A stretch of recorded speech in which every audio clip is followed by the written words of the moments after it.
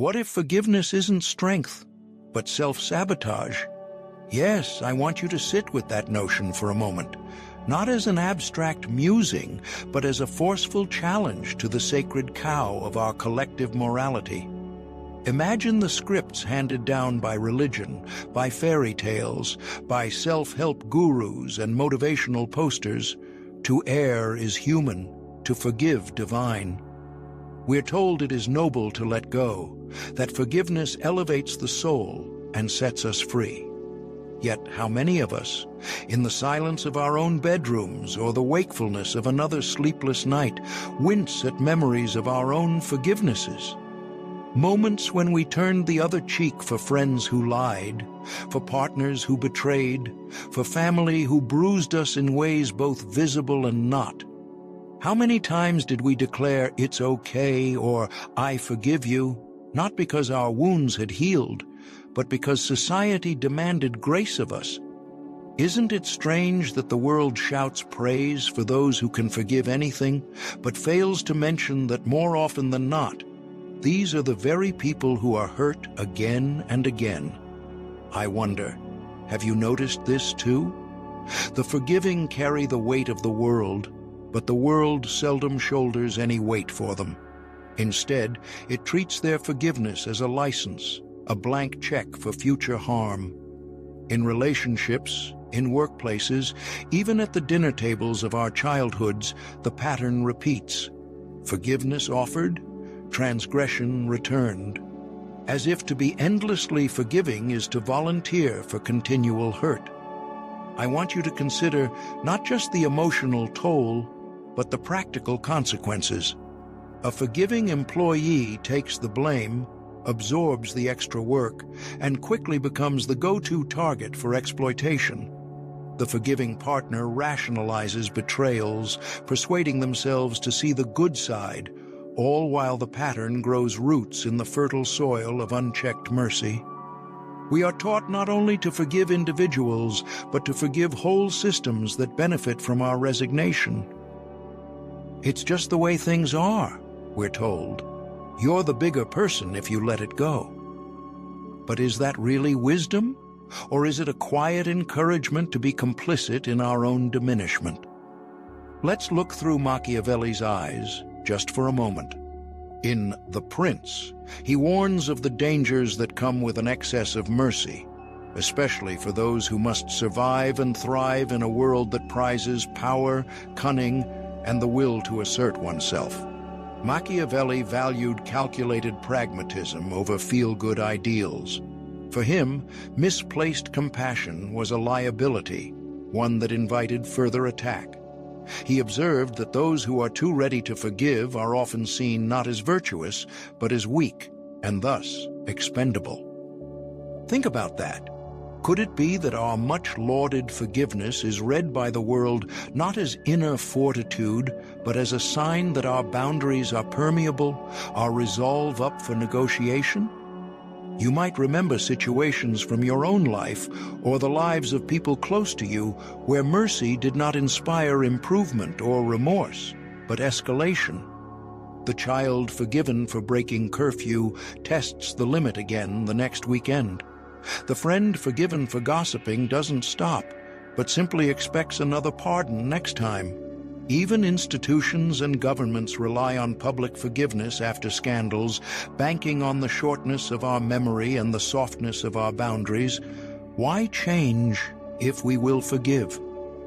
Here, then, is the shadow cast by forgiveness.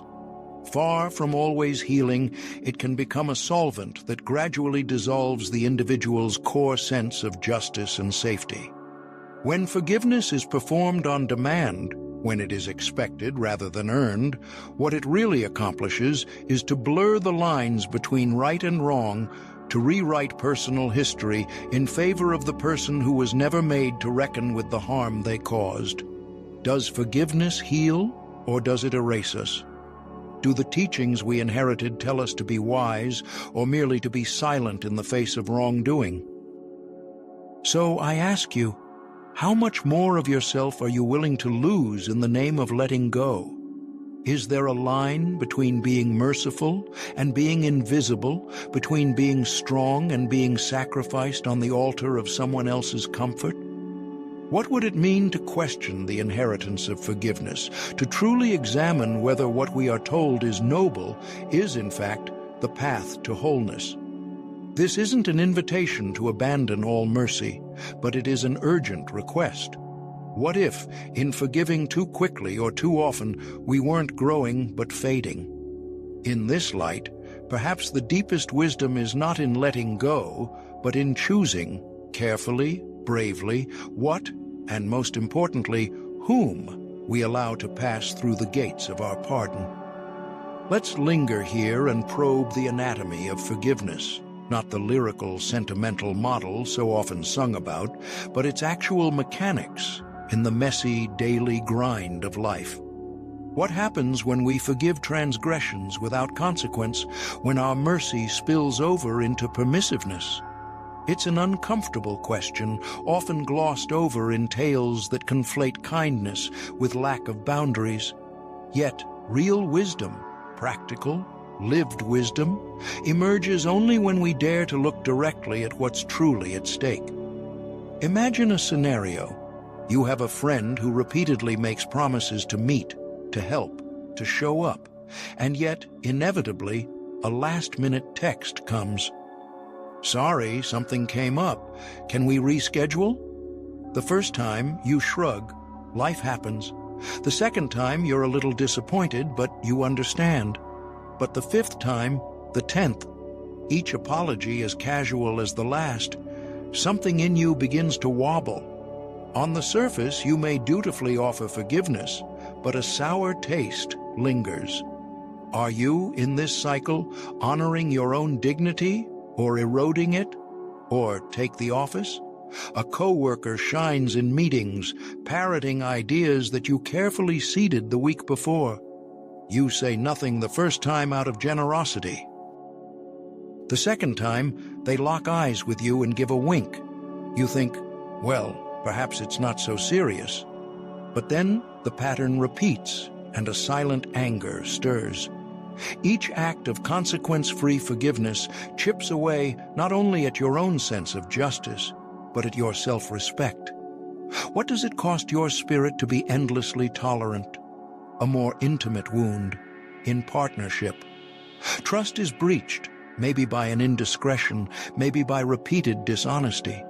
The first time you're torn, wanting to believe, striving to hold together shared history. You forgive because the pain of letting go seems too great. But the script repeats, a loop of apologies and returns to old habits. Forgiveness, in this space, risks becoming not grace, but self-abandonment. When no consequence follows the crossing of a line, is it any wonder the line gets crossed again? Are you inviting reform, or simply rehearsing injury? It was Machiavelli, that great patron of hard wisdom, who counseled not to fester in bitterness, carrying every slight as a poisoned dart in the pocket, but rather to remember intelligent betrayal as instructive. To forgive is not to invite a wound unguarded. Rather, each pain is data, each letdown a lesson logged in the silent ledger of the mind. To recall and recalibrate is not to hate nor to stew. It is to refuse the role of willing victim. Consider the crucial difference. Bitterness, that slow, destructive acid that eats away at your sense of possibility, versus strategic awareness, which builds a subtle architecture of boundaries. Bitterness is waking, years on, still angry at an old injury. Awareness is recalling when opportunity next arises for the same player to re-enter your story, how that old plot unwound. One is emotional fixation, the other, self-preservation. Are you allowing history to define you or inform you? Do you want to be ruled by grievance or guided by experience? The invitation, then, is to construct your own internal defense system, a quiet, composed way of recording what happened, understanding its texture, and adjusting your life accordingly. File away the lesson, You don't need to make loud pronouncements or stage dramatic confrontations. Let your boundaries speak for you. If a friend shows you over and over that your time doesn't matter to them, stop extending open invitations. Should a coworker repeat their cunning, share your ideas more strategically, or perhaps withhold altogether? If a partner's apology always precedes more betrayal, require more than words. Insist on demonstrated, consistent change before reopening your heart. Action, not assertion. Consequence, not complaint. Think about the quiet power of reducing access. You no longer lend money or secrets or attention to those who've abused them. You no longer rely on platitudes, but require proof. You let repeated behavior define someone's new role in your life. An inner circle seat may become a distant acquaintance, not with bitterness, but with clear-eyed realism. You set boundaries, perhaps wordlessly, but always with intention. Emotional detachment becomes your shield, not ice-cold aloofness, but the composure of a general who studies every skirmish and, instead of raging at defeat, examines the map, recalibrates their strategy, and steps forward anew. Where could you apply this today? Who in your life has shown you a consistent pattern that you've reasoned away too many times? What might change if you responded not with resentment, but with calm adjustment? Less access, more clarity, and a reliance on evidence rather than empty promises? By learning from each encounter, you become not harder, but wiser. Is forgiveness still possible? Yes, but it becomes layered, generosity coupled with realism. You extend grace, but you also move the pieces on your board. You adjust, not because you're weak, but because you respect yourself enough to learn. What lessons will you choose to file away, not as a weapon, but as guidance for the battles to come? But let's dig deeper, because I can already hear the common objections rising up. Doesn't holding on to memory just make us bitter? Isn't this a recipe for resentment, for brooding over old wounds and feeding the darker angels of our nature? It's a fair concern. Many of us worry that by remembering the ways we've been wronged, we're tethering ourselves to anger or revenge. But there's a crucial distinction lost in this caricature: the difference between obsession and observation. Obsession is reliving the pain, running over the same ground, replaying old scenes until they're threadbare, letting that hurt be the only color in your emotional palette. But observation? That's measured. That's standing back, looking with clear eyes, not at the wound, but at the patterns. Who did what, when, and how often? What signals did I miss? What did I learn?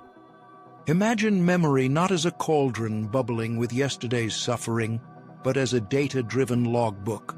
Strategic memory.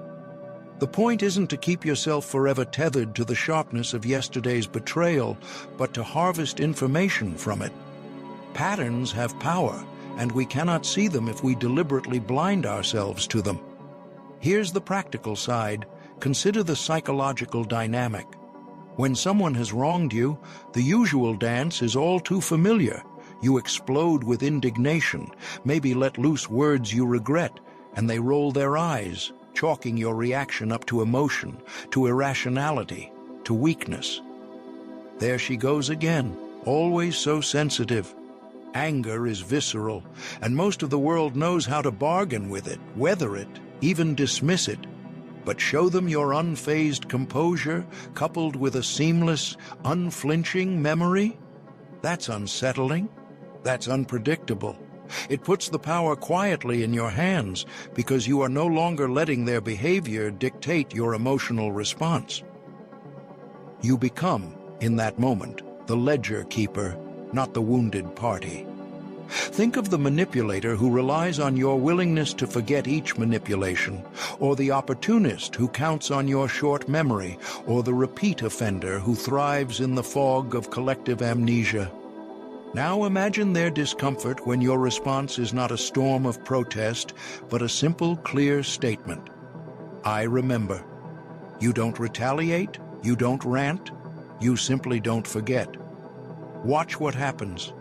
Suddenly the game changes. For the manipulator, your memory is a locked door. For the opportunist, it's a dry well. For the repeat offender, it's a mirror, reminding them, and everyone else, of the history only they hope to bury. And it's not just individual relationships at play, it's a broader social dynamic. Think about any group you're part of, from family to workplace to community. Memory quietly creates boundaries. Word gets around about who cannot be counted on, who always comes through, who forgets every slight, and who does not. It's not about holding grudges, it's about sending signals. People learn to respect, or at least reconsider, those whose recollections inform their choices. Reputation is, in large part, memory made public. Invisible lines are drawn, not through the act of building fortress walls out of bitterness, but by charting maps that show safe ground and terrain shaped by caution. You're not exiling people from your heart, but you are charting a more truthful geography. You see the landscape for what it is, and you navigate wisely. Of course, all of this requires balance. The lesson needs to be swallowed, metabolized, used for growth, and the bitterness spat out, lest it poison every well. What I'm arguing is not a call for cynicism or suspicion, but for clarity, for a kind of emotional detachment that transforms memory into an asset, not a burden. Isn't there a certain freedom in refusing to let pain fossilize into personality? Detachment means you take the lesson but let the emotional poison seep away. You become sharper, not harder, and so forgiveness, too, must be reframed. Too often, forgiveness is taken to mean erasure, wiping the slate so clean that you are once again vulnerable in the same way, as if true virtue lies in being willfully naive. But forgiveness can be something quieter and sturdier, internal peace. You can refuse to be corroded by anger without giving up the self-protective standards that past experience carved into you. You can find rest in not carrying the old hurt while also refusing to pretend that what happened didn't matter. In fact, sometimes the truest forgiveness is simply declining to seek vengeance, even as you remember well enough never to step unknowingly in the same snare. So, when you next stand at the crossroads of what to do with memory, do not dismiss it out of fear of bitterness, nor clutch it out of a need for control. Instead, see it as the raw material for wisdom, the navigational tool that helps you move with dignity, with strategy, and ultimately, with greater freedom. So, what do you do when someone hurts you? Really hurts you? With words, with broken trust, with that sharp glance that says, "You are less and I am more"? Most teachings, religious, philosophical, even your grandmother's, will urge forgiveness, as if this virtue wards off not just bitterness, but also further wounds. But have you ever asked, is forgiveness always the higher ground, or is it sometimes the perfect tool for those who wish to hurt us again? I want you to hold that question, not on the surface, but way down, where memory meets instinct and your past encounters flicker in the theater of your mind. Let's talk about the crux of forgiveness, that golden rule passed down the centuries. When you are wronged, you're supposed to release that grudge, purify your heart, become untouchable through your own virtue. Isn't that the story? Yet, how often have you seen this narrative twist on itself, turned into a weapon? Forgive and forget, so they say, yet sometimes this gentle phrase is a subtle command from those who benefit from your amnesia. If you let go too soon, if you rush to forget, the patterns that wounded you before now have fertile ground to grow again. So, what's the alternative? Some say grudge holding. Turn into a stone, never move, never trust, become an island. But you and I both know that islands are lonely places, battered by storms. The real path, a path I urge you to consider today, is something rarer, more demanding, and infinitely more powerful. It's the art of remembering with composure. Consider memory not as a jailer that chains you to bitterness, but as a sentinel standing watch over your boundaries. Imagine it. You remember what happened, but your emotions don't surge or suffocate. Instead, your recollection is cool, clear, sharp as lake water. When the person who wronged you returns, your eyes do not flinch or narrow in suspicion. You simply remember, calmly. And in that recollection, the past is not erased, nor is it weaponized. Instead, history teaches, and you adapt. This is strategic memory, a tool for life, self-protection, and wisdom. It clarifies what you are willing to accept, draws the lines in the sand, and enforces the respect you deserve, not through threats or retribution, but through unwavering standards. Let me offer you an example, one drawn not from grand philosophy, but from daily life. A friend betrays your trust, spreads a secret they promised to keep. You confront them, and they apologize. You hear them, perhaps even accept their apology. But you also remember, so the next time you share, you choose your words more carefully, or perhaps you don't share at all. The friendship endures, is even polite, but your sense of self is no longer at the mercy of their whims. You are not vengeful, and you are not naive. This is the paradoxical freedom found in recollection. This is how you ensure your serenity is not sacrificed to others' mistakes. Does this make you cold? Some might say so. But does the earth not remember the storms that shape its mountains? Are we not, in some measure, sculpted by the history we hold? Selective forgetting, erasing wounds too quickly, renders you susceptible to the same wounds again and again. Calm remembrance, on the other hand, tells the world, I saw, I learned, and I will not be governed by either hatred or oblivion. You hold your inner peace precisely because you do not allow yourself to be blindsided by your own wishful thinking. So, what does it mean to move through life with this composed, adaptive mindset? It means you no longer choose between the extremes, eternal bitterness or perpetual amnesia. You become resilient, unpredictable. You learn to read people and yourself more honestly. Your boundaries are firm but not brittle, and your peace is hard-won but lasting. Imagine sharing this approach with those around you, friends, family, even colleagues. It's not forgiveness alone, nor a ledger of debts and wounds. It's a living standard of clarity. You encourage growth, but you never allow yourself to be played the fool. Now, turn this lens back on yourself for a final reflection. What's one lesson you are never forgetting again? What boundary, once crossed, has redrawn the shape of your world? Let that memory be not a chain, but a compass. Let your circle know, here is the new standard. Not grudge, not blind pardon, but vigilance sourced from self-respect. In this way, you become the unplayable player, the one who studies history, adapts without bitterness, and cannot be manipulated. You become the person who moves through the world not hardened, but wise, not invulnerable, but strong. The world will always surprise you, but your unwavering standards reshape not only your destiny, but the social fabric around you. So I'll ask you, once more, what's one lesson you're never forgetting again? Hold it close, share it boldly, and live as the sentinel who remembers, who adapts, and who is never played twice in the same way. In making this your practice, you do not merely survive the trials of others, you transcend them.